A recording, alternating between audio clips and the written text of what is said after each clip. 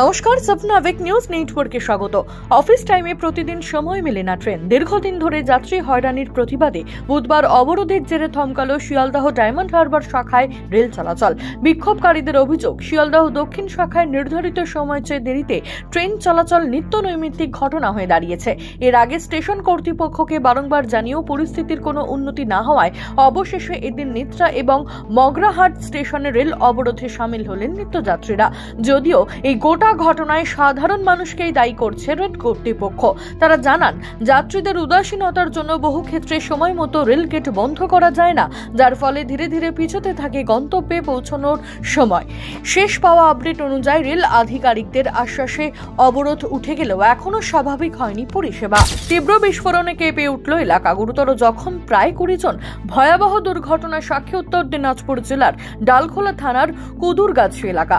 না, বারুদ নয়, ডালখোলা থানার কুদুরগাছি এলাকার বাসিন্দা তাপস সিংহ নামে স্বর্ণ ব্যবসায়ীর দোকানে কাজ করার সময় আচমকা গ্যাস সিলিন্ডার ব্লাস্ট করে। বিকেলের বাজারে লোক সমাগম ছিল প্রচুর। তীব্র বিস্ফোরণে ঘটনাস্থলেই মাটিতে লুটিয়ে পড়েন প্রায় 20 জন বাসিন্দা। সঙ্গে সঙ্গে তাদেরকে উদ্ধার করে প্রথমে করণদিঘি প্রাথমিক স্বাস্থ্য কেন্দ্রে নিয়ে যাওয়া হলেও বেশ কয়েকজনের অবস্থা আশঙ্কাজনক হওয়ায় তাদেরকে রায়গঞ্জ মেডিকেল কলেজ হাসপাতালে স্থানান্তরিত করা হয়েছে। শুরু হয়েছে তদন্ত। মর্মান্তিক পথ দুর্ঘটনার সাক্ষী থাকলো উত্তর দিনাজপুর জেলার রায়গঞ্জ থানার শাহাপুর এলাকা। বাইক ও লরির সংঘর্ষে প্রাণ হারালো 2 জন, আহত আরো 1 জন। সূত্রের খবর, প্রবল গতিতে আসা একটি বাইক নিয়ন্ত্রণ হারিয়ে রাস্তার পাশে দাঁড়িয়ে থাকা লরিতে সজোরে ধাক্কা মারলে মাটিতে লুটিয়ে পড়ে চালক সহ আরো 2 জন। তীব্র শব্দ পেয়ে ঘটনাস্থলে স্থানীয়রা ছুটে এসে দেখতে পান রক্তাক্ত অবস্থায় মাটিতে লুটিয়ে পড়ে রয়েছে 3 জনই। সঙ্গে সঙ্গে তাদের উদ্ধার করে রায়গঞ্জ মেডিকেল কলেজ ও হাসপাতালে নিয়ে গেলে 2 জনকে মৃত বলে ঘোষণা করেন চিকিৎসকেরা। খবর পেয়ে ঘটনাস্থলে আসে রায়গঞ্জ থানার পুলিশ। শুরু হয়েছে তদন্ত।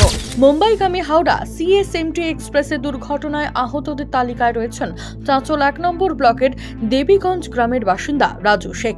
কোমরে গুরুতর আঘাত পেয়ে স্থানীয় রেলের হাসপাতালে চিকিৎসাধীন রয়েছেন তিনি। বাড়িতে খবর পৌঁছতে উৎকণ্ঠায় রয়েছে পরিবার। সূত্রের খবর, মুম্বাইয়ে কাজে যাওয়ার উদ্দেশ্যে বাড়ি থেকে বেরিয়েছিলেন পেশায় পরিযায়ী শ্রমিক রাজু শেখ। হাওড়া থেকে এই ট্রেনেই যাত্রা করেন তিনি।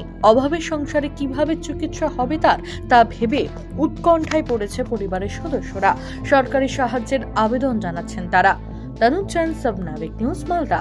সমস্ত খবরের আপডেট পেতে লাইক করে সাবস্ক্রাইব করুন স্বপ্নাবিক নিউজ। সেই সঙ্গে বেল বাটন প্রেস করতে ভুলবেন না।